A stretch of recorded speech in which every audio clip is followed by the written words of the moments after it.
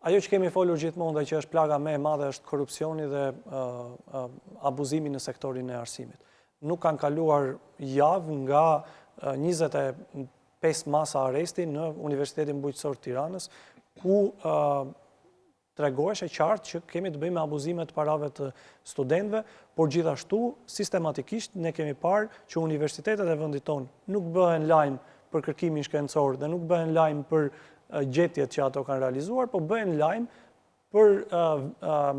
le të themi mitmarrje për afera korruptive.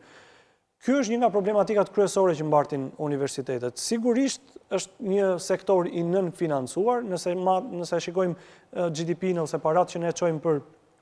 arsimin, janë më të ulta në rajon. Pavarësisht se kemi problemet më të mëdha në rajon, ne e financojmë më pak dhe domosdo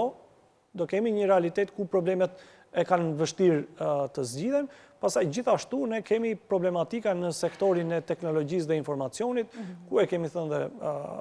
më herët që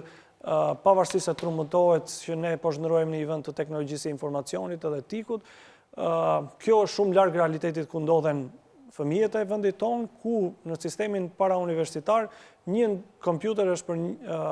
20 nxënës,